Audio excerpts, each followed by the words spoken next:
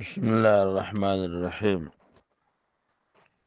محترم سامعین، پروګرام تحفه د سحر شروع شو. نن دې پروګرام کې مونږه د ناراستۍ باره کې مختصر درس کوو. ناراستی یو خراب خوی دی، د دنیا هم تاوان دی، د آخرت هم تاوان دی. دې وجې نه د ناراستۍ نه ځان بچ کول پکار دی. حضرت تھانوی رحمت الله علیه آغا فرمائی چې سستی کا علاج ہے چستی، د سستی علاج چستی دی او دا اختیاری دی. د دینا د سستی نه د بچ کېدو دپاره ښه خبره داره چې په ځان سړی باعث جوړ کړي، استاز مقرر کړي چې ما نه کار اخله، بل باعث جوړ کړي چې سستی ده نه وځي. سستی چې دی نو دا ډېر خراب شی دی.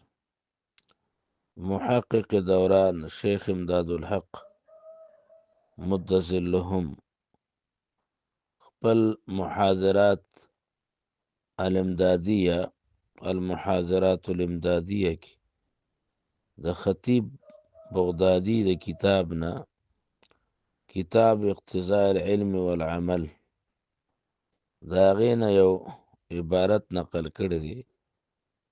د هغې حاصل دا دی چې ناراستی سستی د شیطان لښکر دی. عبارت دا دی: ان سوف جند من جند ابلیس. سوف یعنی زه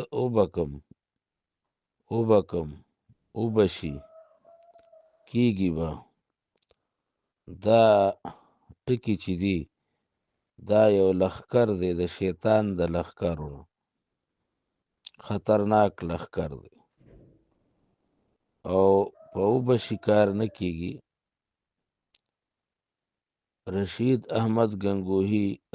احمد لدھیانوی رحمت الله علیه، مفتی رشید احمد لدھیانوی رحمت الله علیه، هغه په جواهر الرشید کې د هغه ملفوظاتو کې نقل دی چې کار په وبشي باندې نه کیږي، بلکې کم کار چې ته کول غواړې نو هغې ته ته ټایم ټیبل کې وخت ورکه، لږ ورکه خو وخت ورکه، شروع که نو کار به کیږي. او که ته وایې چې وبشي او فرصت ټیم ګورم او فارغ ټیم میلو شي نو کومه، نو په دې طریقه باندې کارونه نه کیږي. کارونه چې دي نو دې له به وخت هغه مقرر کې لږ کوه خو هغه کوه نو هغه به وشي.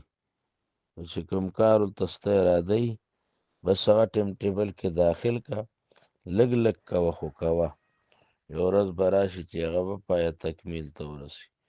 ربنا اغفر لي ولوالدي وللمؤمنين يوم يقوم الحساب.